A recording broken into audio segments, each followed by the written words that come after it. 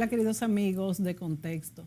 Amigos, hoy nos acompaña un joven abogado muy talentoso y analítico con dos especialidades en materia jurídica ligada al derecho de propiedad para hablar sobre la ley de extinción de dominio y los derechos sobre la propiedad privada, un tema muy vigente en este momento. Hemos visto que muchas entidades, entre ellas financieras, como por ejemplo cooperativas y bancos, también el Ministerio Público y la Escuela Nacional de la Judicatura tienen programas para capacitar a sus incumbentes en el manejo de esta ley. Esto para que cuando entre en vigor se conozca su contenido. Bienvenido, Juan Miguel Castillo Roldán. Hola, Mónica, gracias por invitarme. Un placer estar aquí de nuevo. Qué bueno tenerte aquí. Tú eres así dinámico y le das A mí me encanta dinamismo a este programa. Gracias, gracias. Mira, Juan Miguel, hoy vamos a hacer un repaso de la ley de extinción de dominio y el derecho de propiedad privada. Esta ley, yo siempre he dicho que podría manejarse muy bien y ser un instrumento contra la corrupción, sí, pero en manos inescrupulosas o inexpertas, claro, podría ser un arma de doble filo.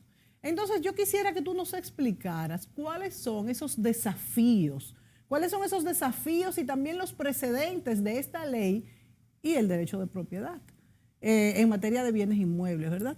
Claro que sí. Mira, la ley de extinción de dominio, el país no veía otra cosa durante meses. Se hablaba en todos los medios de comunicación, en prensa, entrevistas, en YouTube, en Instagram. Bueno, yo mismo hice un video sobre eso. O sea, al país se le dio bastante con la decisión de dominio. Pero bueno, ese proceso de discusión en el Congreso Nacional empezó con un proyecto que estaba circulando en el Senado de la República y luego pasó a la Cámara de Diputados. Y en la Cámara de Diputados, aquí no me siento mucho porque ya de eso se habló demasiado, se aplicaron correctivos, muchos correctivos. Yo estoy muy satisfecho porque la gran mayoría de los correctivos que se aplicaron en la Cámara de Diputados son aquellas críticas que muchos profesionales de derecho, yo incluido, externamos. Por ejemplo. La Asociación de Bancos habló sobre eso, la ANGE habló sobre eso. Por ejemplo, el tema de la retroactividad, sí, el tema de aspectos relativos a la interpretación de la buena fe, un régimen de consecuencias para el abuso de la ley, el tema de los beneficios para el Ministerio Público en caso de extinción de dominio, de percibir hasta un 15% de beneficios sobre los bienes ejecutados. Eso el 3% para los denunciantes, ¿te acuerdas de eso? Sí, no, eso fue terrible. Que el denunciante iba a recibir el 3% de los beneficios, de manera que podría cualquiera hacerlo para tener este 3%. Todas esas cosas terribles y aberrantes se fueron. La parte del Ministerio Público se fue. Parte del Ministerio Público. Sí, correcto. Sí. Ahora con la ley finalmente aprobada, que volvió al Senado, fue todo aprobado, fue al Poder Ejecutivo para promulgación, sí, y fue publicada y entra la vigencia el año que viene. Ya con esa versión, los beneficios de la transferencia de la titularidad sobre los bienes cuyo dominio se ha extinguido, cuando pasa al Estado Dominicano, quien pasa a administrarlo es el Ministerio de Hacienda. Mucho más apropiado. Tú no puedes convertir al organismo persecutor, claro, que va a armar los expedientes, claro, en beneficiario del proceso. Sí. Porque tú estás tergiversando, estás desnaturalizando y desvirtuando el rol que haría el Ministerio Público. Entonces, no me extiendo sobre eso porque muchos de esos correctivos se aplicaron. Yo diría que por lo menos de cada 10 críticas que nosotros teníamos, por lo menos 9 se aplicaron y estamos muy satisfechos. Ahora estamos en el siguiente paso. Estamos en lo que se llama una vacatio legis. Es ese periodo de tiempo que pasa entre la publicación de una ley, luego que se ha promulgado, se publica normalmente en un medio de circulación nacional o en el medio oficial, que vendrá siendo la Gaceta Oficial, donde se publican las normas. Entonces, ese periodo entre la publicación y la entrada en vigencia. A veces las leyes colocan un periodo de 6 meses, 18 meses, depende. A veces lo supeditan a la aprobación de un reglamento de aplicación para asegurar la operatividad. En este caso, el año que viene es que entra en vigencia la ley. Entonces, este es el momento con el texto oficial, el texto definitivo, no con un borrador, no con un anteproyecto que está discutido todavía en el Congreso, sino con un texto final, empezar a analizar cómo se va a implementar. Entonces, por eso ustedes ven que ahora muchas cooperativas, bancos, abogados están haciendo eventos, paneles, seminarios, sí, para estudiar la ley, porque no podemos esperar a último minuto para poder entender la ley. No sea responsable de parte de ninguno de los actores del sistema. Eso aplica para los fiscales, para los jueces, para los abogados, y también para las entidades que trabajan en el sector financiero. Eso aplica tanto para bancos, puestos de bolsa, por ejemplo, cooperativas. Todo eso es importante porque todos son, de hecho, desde el punto de vista de lavado de activos, ya ellos tienen una obligación adicional como sujetos obligados. Esos son bienes muebles, serían los que estarían en una Sería bolsa de todo, valores, sería todo, por porque acuérdate que entonces la ley de extinción de dominio no se dirige exclusivamente a un tipo de activo, bien, claro. sino que es bastante general. Entonces, ahí podremos incluir tanto bienes muebles como bienes inmuebles, pero también podría incluirse derechos personales como son créditos, porque también están sujetos a la ley. Entonces, este es el momento de conocer la ley. Y claro, la primera invitación que yo hago, que creo que es perfecto para iniciar este debate, es conocer la ley sin fanatismos. Sin fanatismos. La ley es una herramienta. La ley atribuye muchas prerrogativas de investigación al Ministerio Público. La ley tiene consecuencias importantes en el derecho de propiedad privada y en el patrimonio de las personas sujetas a esas investigaciones que se llaman en la ley afectados. O sea, la ley tiene consecuencias muy, muy, muy fuertes en caso de que se lleve con éxito un proceso de extinción de dominio. Por tanto, el fanatismo aquí no es bueno. La ley hay que entender que es el resultado de un enorme fracaso. Enorme, mayúsculo. Hemos fracasado de forma tan patética en la lucha contra la corrupción administrativa, en el proceso de decomiso de los bienes habidos por fuente ilícita, ya sea actividades de crimen organizado como lavado de activos y tráfico de sustancias ilícitas. No ha ido tan mal en eso que dijimos, bueno, vamos a usar ahora un atajo. Entonces, la ley es ese atajo. Como la ley no Sin persigue... embargo, es una ley que está aprobada en otros países y que incluso hasta se habla de que hubo cierto force para su... Sí, en todos los países donde se discutió acogida. un proyecto similar, se discutieron aspectos de constitucionalidad y República Dominicana en ese sentido no es la excepción. Aquí se discutió, había que discutirlo porque República Dominicana reconoce el derecho de propiedad como un derecho fundamental. Y entonces eso no contraviene la Constitución, porque de hecho hay jueces que han escrito artículos sobre eso. Aquí tengo el artículo del juez Rafael Ciprián, Sí. que ha dicho que es ineficaz jurídicamente en sus objetivos, porque Claro. La Constitución está por encima de la ley. Entonces, ¿cómo entendemos esto? Claro, mira, entonces aquí empezamos ya en el fondo del asunto.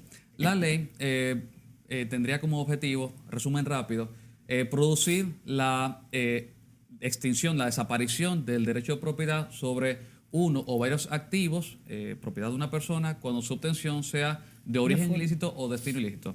Y esa extinción de dominio produce el traspaso a la propiedad del Estado Dominicano de ese bien sin compensación al titular. Por eso es tan diferente a la expropiación forzosa, por ejemplo. Entonces, ¿qué pasa con el derecho de propiedad? La expropiación forzosa da una retribución. Sí, Okay. eso es materia administrativa cuando hay una declaratoria para la audiencia, para que se acuerden. Eso es cuando un terreno declaran de utilidad pública, interés general. Pero te pagan muchas veces lo que quieren. Supuestamente sí, valor de mercado. Vamos a hablar de eso. Sí, el programa entero. sí, nunca pagan y pagan malísimo. Sí. O sea, pasan décadas y a nadie le pagan. Y eso O sea, que no es obviamente muy diferente. tiene una parte conciliadora en la cual tú puedes llegar a un acuerdo con el Estado y a veces se judicializa y o sea, un tribunal contencioso, el Tribunal Superior Administrativo, es el que ordena el pago de justicia y precio. O sea, se parece que hay una extinción de dominio también. Sí, pero... Por ahí una contraprestación, un pago de justicia y precio. En la extinción de dominio eso no existe porque el origen es ilícito. Entonces, ¿qué pasa con el derecho de propiedad? El derecho de propiedad es un derecho que es nuclear en un sistema de libre mercado, es un derecho fundamental. El derecho de propiedad, de hecho, es consustancial a principios democráticos generales. La propiedad privada es sagrada y así la estamos haciendo desde hace muchísimo tiempo. Entonces, la ley de extinción de dominio no está por encima de la Constitución. Dicho eso, la Constitución Dominicana reconoce el derecho de propiedad como un derecho fundamental y sus límites.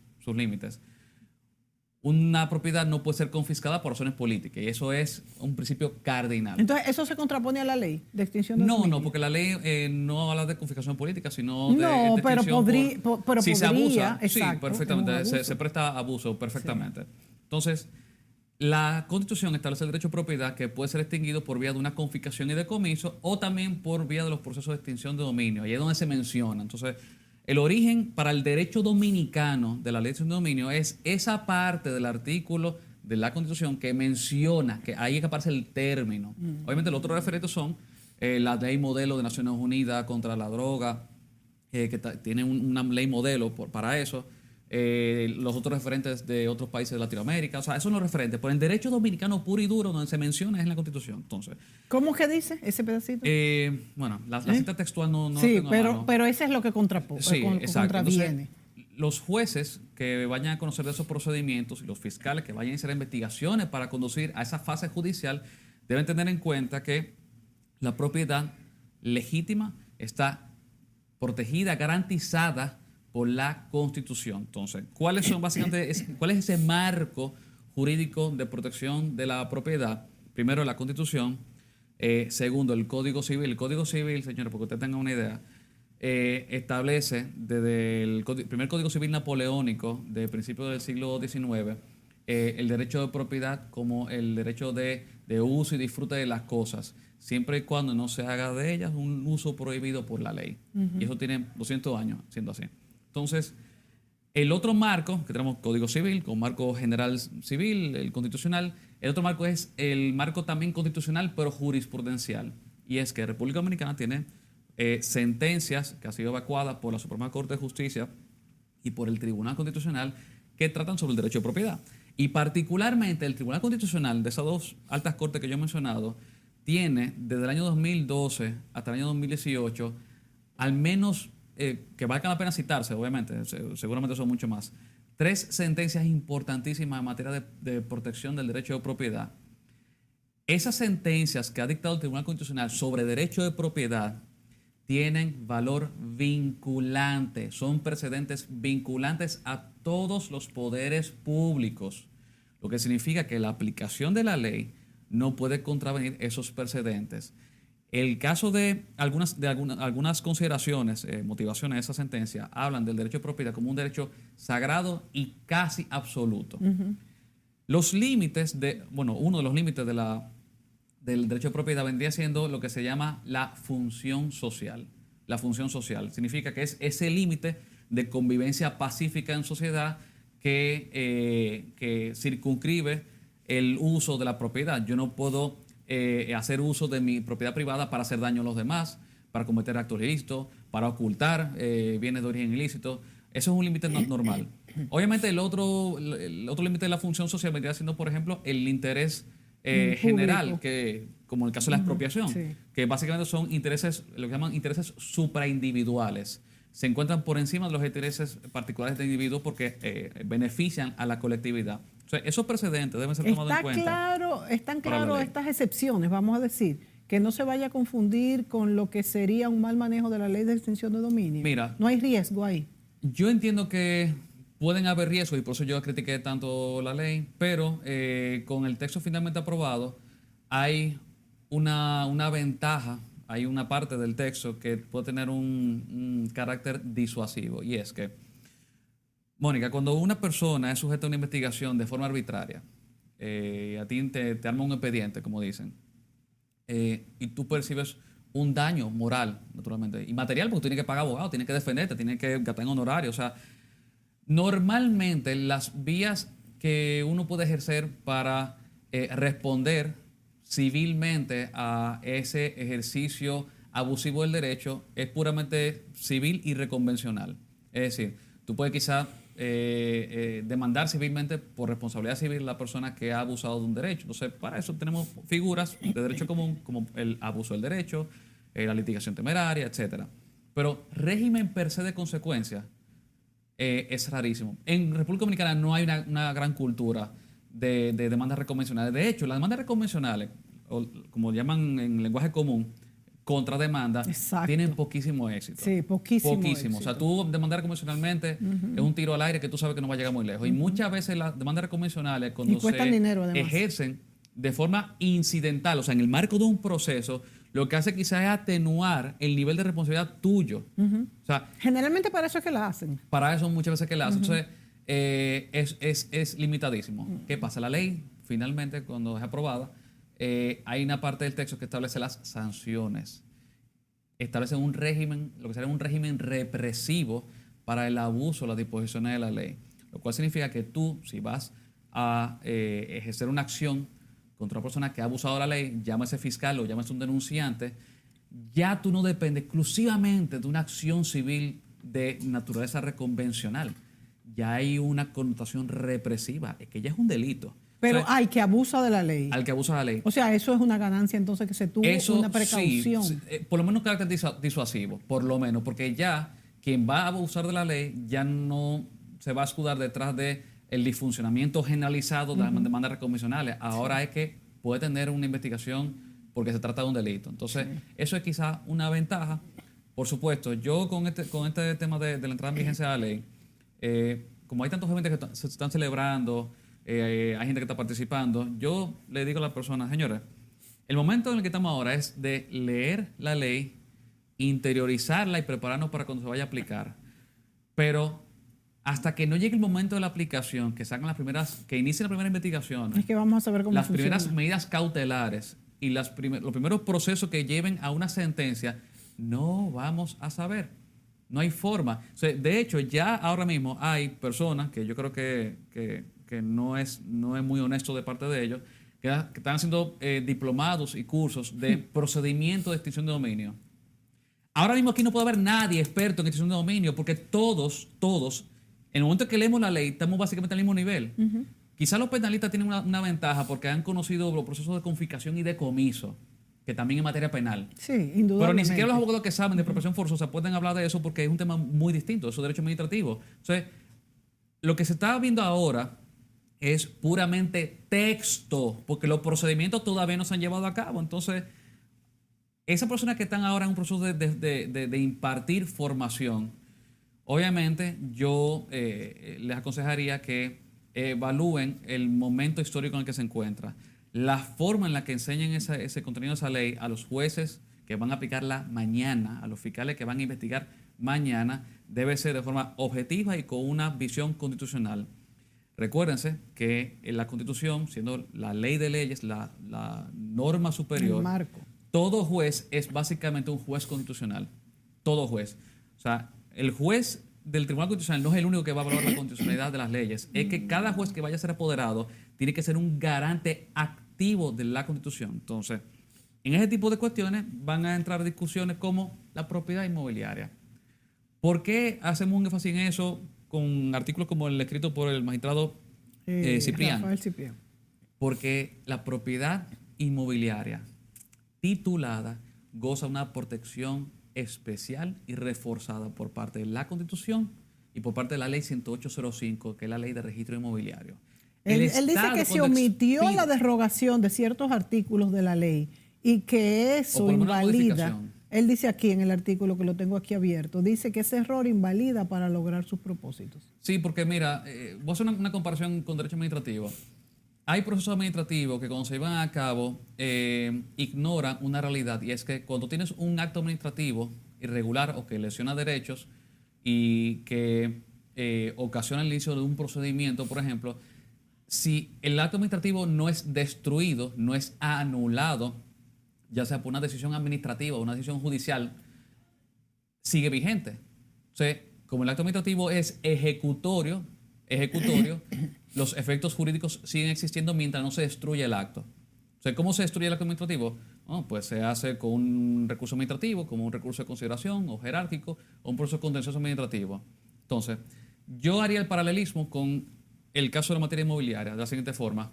¿Qué pasa cuando se inicia un proceso de extinción de dominio por una propiedad que se va a reputar, una causa que se va a reputar ilícita, pero el mismo Estado que ha expedido ese certificado de título es quien avala ese derecho de propiedad, que es sagrado? Sí. O sea, el derecho de propiedad inmobiliaria es quizás una de las propiedades más... No, quizás no. Yo estoy garantizando que es la más importante de todas las propiedades titulares que tenemos en el país, porque tiene la garantía del Estado. Y lo dice la Constitución y dice la ley especial. Entonces, ¿qué pasa? La ley inmobiliaria es una ley especial. La ley de extinción de dominio es una ley procesal penal hasta cierto punto general. Y hay un principio general de derecho que dice que ley general no modifica ley especial. Entonces, ¿cómo se llevará eso a cabo?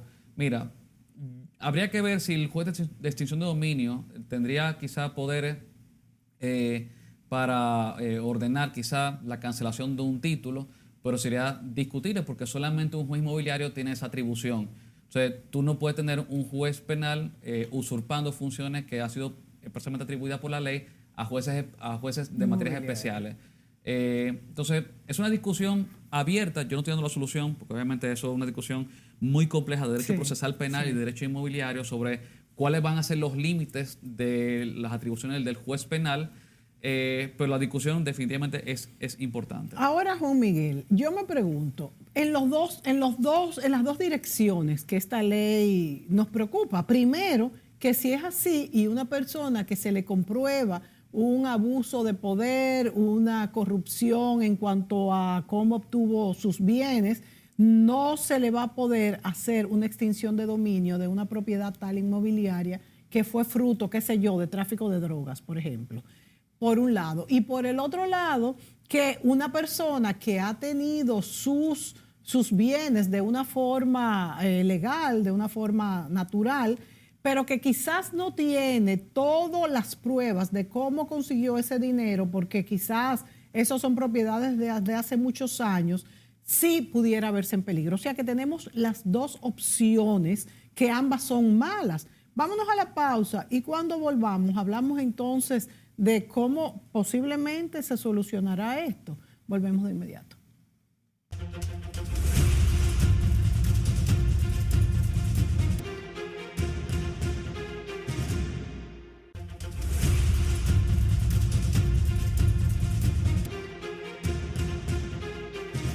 Juan Miguel Castillo Roldán, abogado, nos acompaña en este programa y hablamos de la ley de extinción de dominio, sus riesgos, las expectativas de la población en cuanto a su aplicación. Yo creo que hay, no vamos a decir leyes, sino hay iniciativas en general que provocan muchas expectativas. Este es el caso de la ley de extinción de dominio y nos remontamos al recuerdo de la Plaza de la Bandera, de todos estos cuestionamientos de lo que es la corrupción, de todos los préstamos que tenemos en la República Dominicana para poder tapar estos hoyos económicos, y entonces la población se siente herida cuando ve que funcionarios públicos sustraen del erario público cualquier cantidad de dinero, de bienes, etc.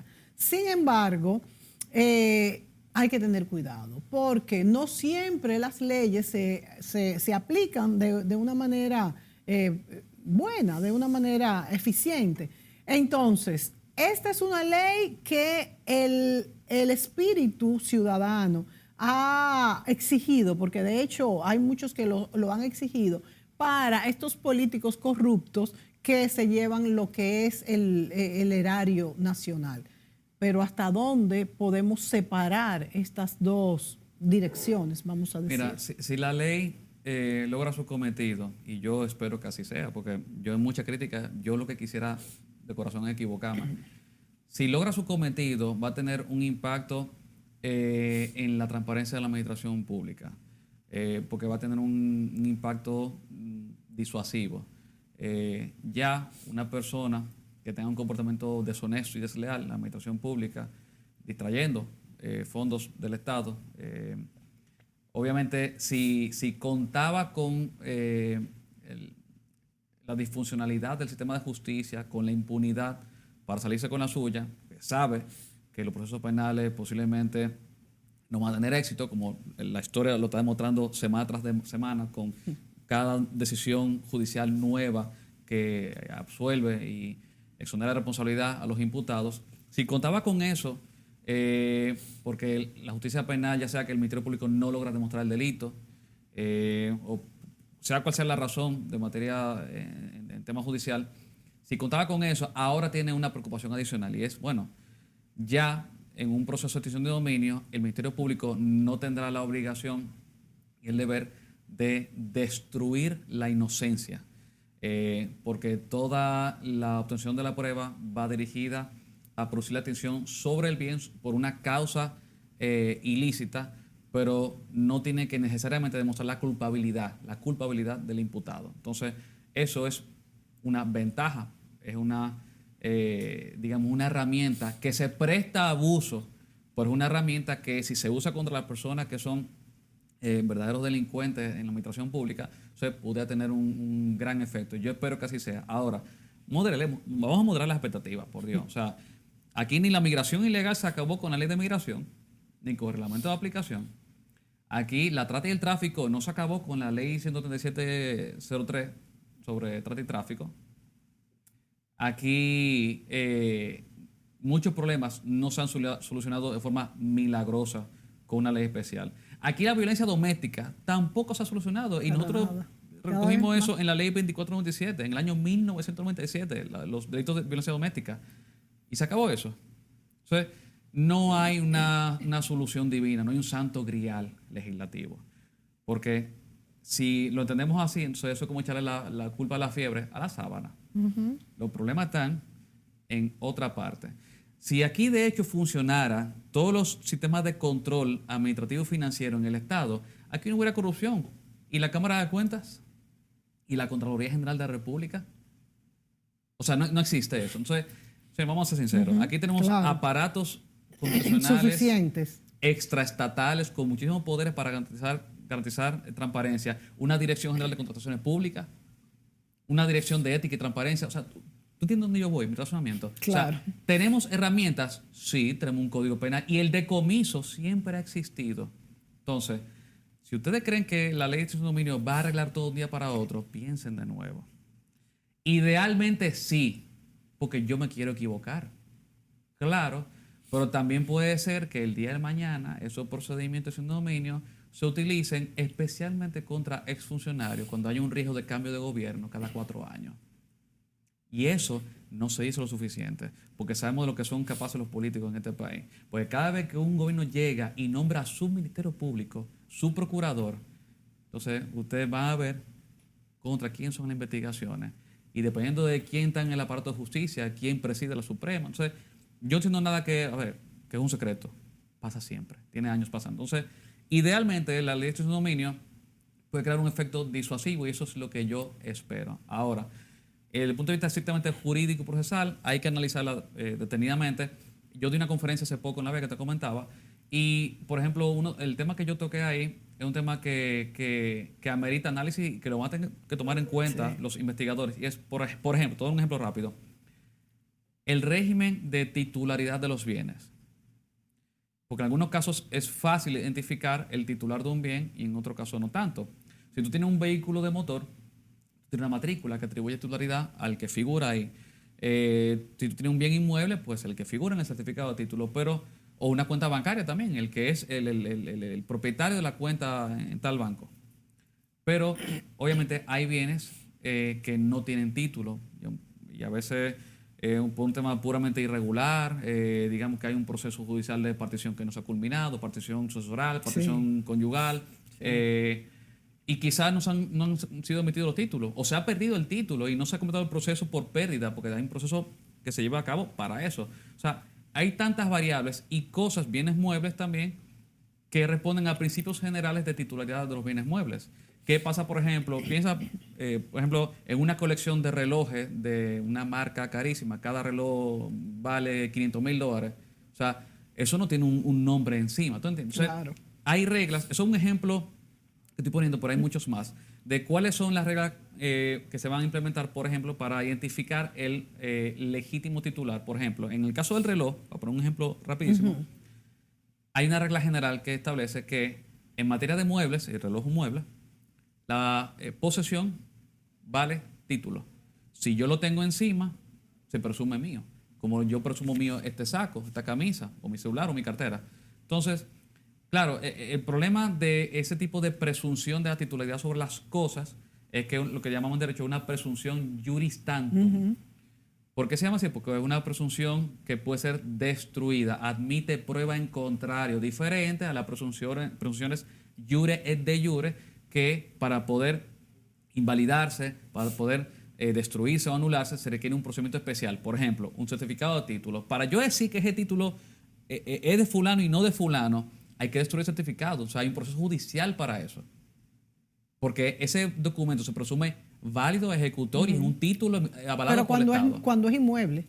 El inmueble es el mejor ejemplo. Claro, porque si es mueble...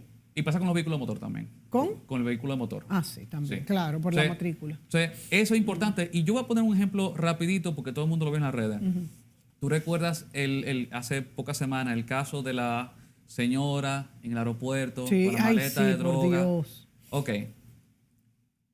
El nombre, la etiqueta, Decía su nombre. decía el nombre de quién, de la persona. Entonces, tú podías reputar la maleta como suya porque su nombre figuraba en la maleta. Pero ¿qué pasó al final? Esa presunción fue destruida. Entonces, para eso se llama libertad de prueba. Tú tienes que ser muy bueno el ejemplo. Sí, pongo el ejemplo para que usted entienda cómo una presunción de titularidad de la propiedad puede ser objeto de destrucción. Yo puedo decir, mira, esto es mío porque tengo tal prueba que dice que esto es mío o es de fulano. O sea, admite un nivel de discusión. Es cuando, por ejemplo, si te roban quizá un celular y tú vas a demostrar que es tuyo, aunque quizá el celular no tiene Mónica encima. ¿Tú entiendes? O sea, el régimen general para eso. O sea, ese tipo de cosas van a ser muy importantes. Y para eso, por ejemplo, en la conferencia... Pero la señora tuvo, ya que nos salimos del tema, pero la señora tuvo presa unos buenos días. Oh, pero había que averiguarlo todo eso. Sí, había que averiguarlo, pero mientras tanto fue fuerte. Claro. Entonces, y conecto eso con otra pregunta que hiciste ahorita, y es sobre los medios de prueba que tú hacías referencia. Uno de los logros en la Cámara de Diputados, en los correctivos que se aplicaron, es lo que se llama la evaluación de la buena fe. La buena fe es lo que llamamos un concepto jurídico indeterminado, lo que significa que es amplio, es un poco difuso, pero eso no necesariamente es malo, eso muchas veces es bueno, porque mientras más amplio a la persona afectada o al imputado, tú le das mayor libertad para poder demostrarla. Entonces, el proyecto original de la ley establecía cómo se demostraba la buena fe. Y que si tú no podías acreditar tu propiedad, si tú no podías acreditarla... eso se quitó. Se modificó. Menos mal, porque eso era terrible. Admitía un proceso de extinción de dominio. Lo decía, el proyecto original de Antonio Taveras decía eso. O sea, si tú no podías acreditar la legitimidad de la propiedad, y eso tenía que hacerlo por medio de una lista taxativa de requisitos de buena fe. Entonces, con el correctivo que se aplicó en la Cámara de Diputados, ya eso es general. Lo que significa que yo puedo demostrarla. En el caso del proyecto original, si se hubiera ido así, por ejemplo, la señora, para poner un ejemplo de la maleta, estuvo pasando mucho trabajo, si hubiera aplicado el mismo régimen. Porque, o sea, ¿cómo? Tenía que demostrar, por ejemplo, quizás la factura de la compra de tal maleta, por ejemplo. O sea, es cierto. ¿tú entiendes los problemas que da eso? Sí. O sea, tú andas con una factura de tu cartera o de esa tablet. Imposible. ¿Quién anda con eso encima? Nadie anda con eso encima. No, o sea, uno lo votó, ni siquiera que encima. Eso uno lo votó. Okay. ¿Qué uno va a el proyecto hacer? original, ese tipo de ejemplos son los que yo usaba para explicar las debilidades de la ley. Entonces, cuando se inicie mañana el proceso de extinción de dominio, ese régimen de titularidad de propiedad privada sobre esos bienes va a tener que tomarse en cuenta necesariamente. Ahora bien, todavía hay que presentar facturas porque es que la mayoría de la gente, Juan Miguel, en este país no tiene una contabilidad organizada. No porque no quiera, primero porque no hay cultura de eso, segundo porque no hay tiempo, la gente vive demasiado ocupada trabajando. La mayoría de las personas son empleados, pero hacen sus trabajitos extras y generalmente de estos trabajitos es que van juntando para comprar un solarcito, para comprar tal y tal cosa. Entonces, eso se va a tener que tener en un expediente, todo eso, porque nos vamos a embromar todo. Mira, yo recomendaría en general que a partir de ahora las personas sean quizás más organizadas con su contabilidad, con su documentación, sobre los bienes que ellos adquieren. O sea, además que como ya no es retroactivo, es de ahora para adelante esta ley. Sí, la ley no va a ser retroactiva. O sea que podemos comenzar con esta organización de ahora para adelante. Podemos empezar ahora, pero lo cierto es que un poquito optimista. La economía dominicana es informal en un enorme porcentaje. O sea, no es verdad que con una ley de un minuto para otro, de repente la economía no se forma. Pero es que, Juan Miguel, es que ni que tú estés formalizado, es que el estilo de vida que llevamos los dominicanos no nos permite, primero, no nos permite tener un contable exclusivamente para nosotros, porque ¿cuánto le pagaríamos? Es que los gastos, no, pero págale 15 mil pesos, pero 15 mil pesos para una persona que trabaja, asalariada, mucha gente gana 15 mil pesos, entonces es muy difícil en nuestro país. Yo lo que estoy anticipando sí es que vamos a ver modificaciones en los contratos con muchas entidades privadas, Ustedes recuerdan que cuando se empezó a implementar, hasta el día de hoy, obviamente, la ley 155-17, que es la ley de lavado de activos, eso impactó en todos los contratos en el porvenir. Ahora no hay contrato que usted firme, ni de compra de inmuebles, ni de alquiler, hasta contratos de apoderamiento de abogados, contratos de préstamo bancario. No hay contrato que usted firme con un mínimo de importancia económica que no tenga una cláusula sobre origen de los bienes. Ah, sí. No hay, o sea, usted lo ve en todos los contratos. Sí. No me deja mentir, Mónica. Sí, es verdad. Está en todos los contratos eso. Todo. Creo que va a pasar muy similar con la ley de dominio. Creo que vamos a empezar a ver el año que viene, de hecho desde antes. ¿Cláusulas de qué? ¿Cuál sería la cláusula? Sobre el origen legítimo de los bienes. Pero es más o menos lo mismo que se está poniendo, porque eso es lo que se está poniendo. Parecido, muy similar. Pero ¿cuál es la diferencia? No la veo. Bueno, que en caso de lavado de activos, las cláusulas tienen que se colocan primero porque el lavado de activos es un delito que tiene que ver con el encubrimiento y el blanqueamiento de capitales por hechos generadores y impone una cierta cantidad de obligaciones a determinados sujetos que le llama la ley sujetos obligados. Sí. En el caso de adquisición de dominio, entonces dicen los redactores y las personas que están dando la conferencia que no es una ley penal. Sí, una ley penal, claro que una ley penal, porque tiene una consecuencia punitiva contra la persona. Claro. O sea, lo investiga un fiscal, lo conoce un juez penal y el hecho generador, el hecho ilícito que ocasiona el dominio es un hecho de naturaleza penal. O sea, que a mí no me digan que no es penal, la ley es penal 100%. Entonces, va a tener que incorporarse cláusula estableciendo buena fe, el origen lícito, quizá exoneración de responsabilidad. Eso es lo que va de tipo de cosas que se van a incluir en los contratos, muy probablemente. Puede ser. ¿En qué tribunal se juzga esto? En la competencia se le atribuyó en la versión final a las Cortes de Apelación, la Corte Penal. Para conocer las apelaciones, la competencia tendría la Suprema Corte de Justicia. Y el proyecto nuevo también mejoró el doble grado de jurisdicción porque admitió el ejercicio de un recurso de casación por ante el Pleno de la Suprema. El original nada más tenía 2 grados, lo cual es una limitación del doble grado de jurisdicción.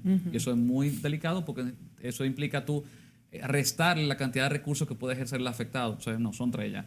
Corte de apelación en primer grado, apelación ante la Suprema y casación por ante el Pleno de la Suprema, o sea, todos los jueces. Y la competencia territorial de cuál tribunal sería competente territorialmente, se utilizó un criterio que se llama Forum Res Ite, que es que se atribuye competencia territorial al tribunal del lugar donde se encuentran el bien o los bienes. Y si hubieran si es Santiago, si es... Exacto. Si hubieran múltiples bienes en múltiples localidades, entonces, exactamente, ese es el criterio que empleó la ley, que no estaba en el proyecto original. O sea, eso se mejoró porque también da un poquito más seguridad jurídica y quizás contribuyen también con el descongestionamiento, porque van a ser varios tribunales. El primer proyecto que fue introducido atribuía una competencia exorbitante a la Cámara Penal de la Corte de Apelación del Distrito Nacional, a nivel nacional. O sea, todo acá en un mismo tribunal. Con los tapones que hay. Sí, lo cual es terrible, porque también si una persona iba a ser sujeta a un proceso, un afectado, investigación, aparte de la molestia de ser sujeto a un proceso en el cual quizás no hay causa de extinción de dominio y sus bienes son plenamente lícitos, encima de todo también tienen que enfrentar mora judicial por congestionamiento de parte de justicia. O sea, también, encima de todo. O sea, por lo menos, se democratizó eso y ahora hay competencia para otros tribunales, para por lo menos la persona no tenga también que enfrentar la mora judicial. Juan Miguel, entonces, si la persona es culpable, o por lo menos esperemos que así sea, si es culpable, ¿sí se va a poder extinguir el dominio sobre el título de propiedad?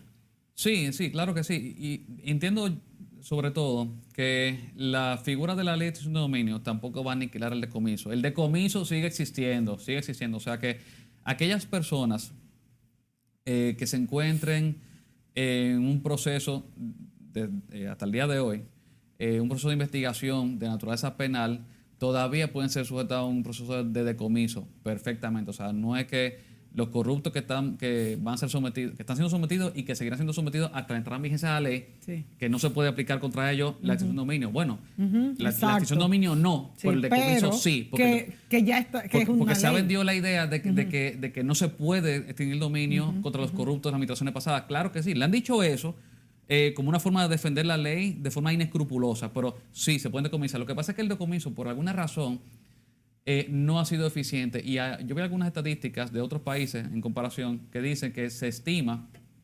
que más del 90% de los bienes de origen ilícito en los procesos penales no logran ser decomisados porque son distraídos a terceros. Exactamente. Muchos testaferratos, formas de... Entonces, esto sí lo va a ayudar, bien. la ley de extinción de dominio, a que cuando Quizás. haya... Porque no están a nombre de ellos.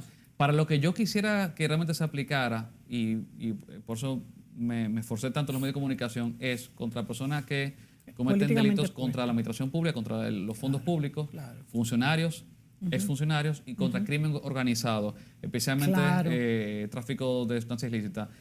Hay ilícitos ahí que se encuentran en la lista de la causa de extinción de dominio que para mí no tienen sentido, no tienen razón de ser. Por ejemplo, temas de propiedad, violaciones de propiedad intelectual. Yo no sé qué diablo hace eso ahí, porque la misma ley de protección de derecho de autor y la ley de propiedad industrial establece formas de actuar por infracciones que incluyen incluso la destrucción del bien, por ejemplo. Y más si algo que afecta a la salud de las personas. O sea, tú tienes forma de aniquilar la extinción de dominio por otras vías, porque cuando tú destruyes un bien, tú también aniquilas la propiedad, que desaparece el objeto. Sí. Entonces, no tiene razón de ser. Por ejemplo, en la ley subsiste infracciones que tienen que ver con la revelación de secretos industriales, me parece. Wow. Eso está en la ley. Yo no sé para qué. No sé, no tiene sentido porque eso tiene interés privado.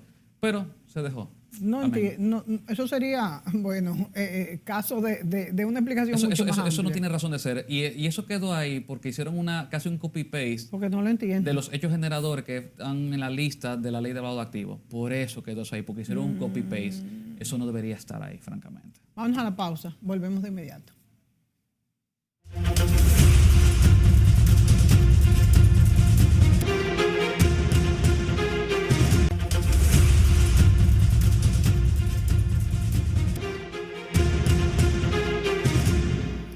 Juan Miguel, a mí me gustaría tocar un poco sobre la situación de Haití en este segmento, en estos minutos que nos quedan, que son pocos, porque, bueno, la situación está cada vez peor.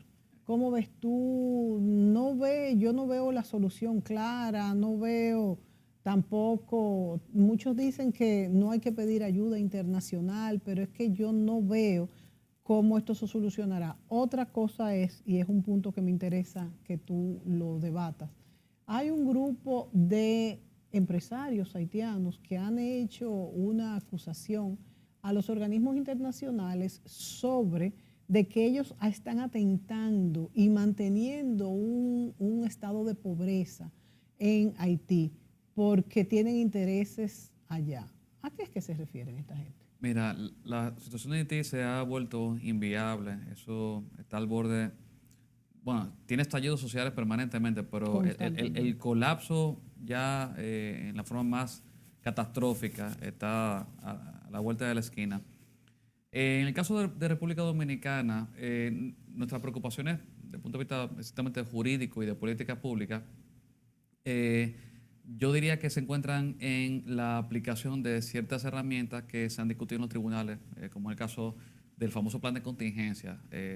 Tú recordarás que se debatió un poquito en los medios de comunicación de que ese documento establecía una cantidad de mecanismos de respuesta ante situaciones de colapso de la situación social y política en la República de Haití, que admitía básicamente la penetración de personas, si se cumplían ciertos indicadores, sí, para ser alojados en zonas fronterizas como refugiados. Y lo peor de todo eso es que el plan de contingencia establecía su procedimiento al margen de la Ley General de Migración, al margen del reglamento de aplicación y al margen de los decretos del Poder Ejecutivo que establecen los reglamentos y las competencias de la Comisión de Refugiados, el CONARE, Al margen. al margen, atribuyendo incluso competencias en materia migratoria a organismos que no tienen nada que ver con política migratoria, como es el caso del COE.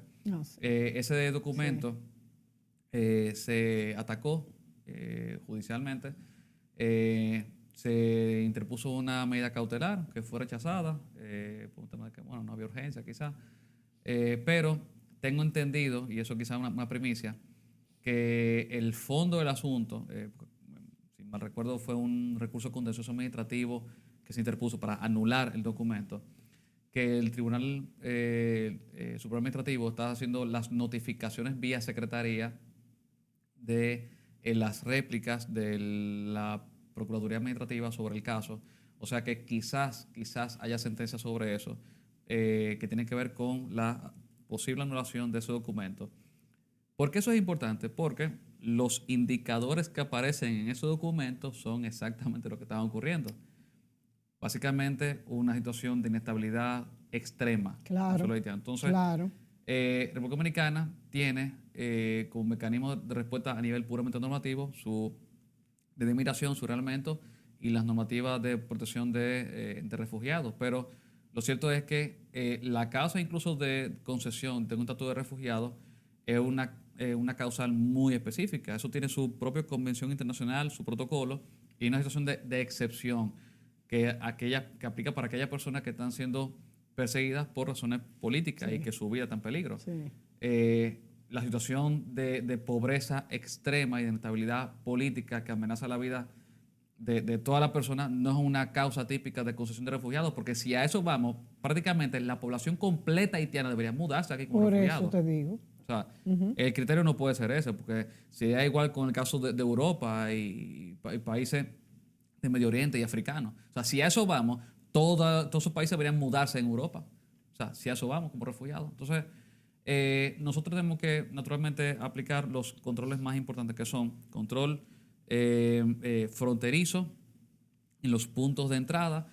O sea, hay una doble competencia. Se está haciendo, supuestamente, pero ¿y la corrupción en la frontera? No, ese es el mal que tenemos la vida entera, es la falta de transparencia y de supervisión. Porque de nada nos vale duplicar los agentes en la frontera si ellos mismos son los que están haciendo el negocio. Sí, hay que robustecer la supervisión para que no ocurran esos casos de soborno a las autoridades y también, porque hay varios delitos. Está el soborno per se, pero también está lo que sería el tráfico ilícito de migrantes, que son aquellos vehículos que pasan cargados de y pasan migrantes. muchos. Claro, y en ese caso los imputados son los que organizan, Claro, los las que financian. Sí, claro. Porque en ese caso la persona a bordo es un traficado, pero no es un imputado en sí. El que es delincuente es el que está organizando esto, y el que lo permite y el que es cómplice de eso. Y es lo que está castigado en la Ley de Trata y Tráfico del año 2003 y en los convenios internacionales de trata y tráfico. O sea, eso está debidamente tipificado. Entonces, en el caso de control fronterizo tenemos la doble competencia del Ministerio de Defensa, los cuerpos militares, pero también los oficiales de migración deben estar listos para poder reaccionar, porque las interdicciones migratorias, quien tiene la facultad para ejercer la detención y producir la no admisión, esa persona es un agente migratorio.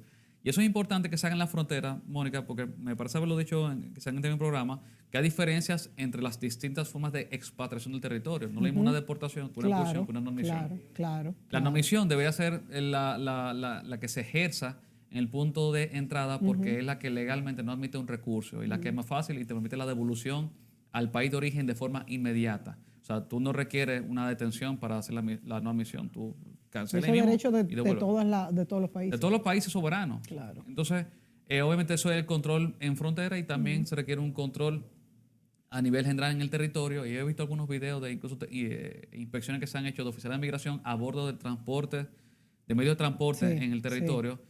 Y eso, de hecho, es una facultad que establece la Ley General de Migración, la posibilidad de que los inspectores de migración puedan inspeccionar vehículos para verificar si... lo vemos en otros países cuando uno va de turismo. Sí, por supuesto. Entonces, tenemos el control normativo, o sea, que se apliquen las leyes, y también el uso de supervisión de cuerpos militares, de tecnología, para garantizar que esa frontera sea resguardada debidamente. Bueno, la verdad es que ese es un tema, quise tocarlo así por arribita, porque todos los días nos despertamos con un nuevo problema, sea en la frontera, sea un problema aquí en nuestro territorio o lamentablemente allá mismo donde mueren muchísimos nacionales haitianos. Juan Miguel, muchas gracias por estar Gracias, aquí Mónica. compartiendo con nosotros todas estas cosas que tenemos que saberlas y conocerlas, incluso reclamarlas. Así que será hasta la próxima.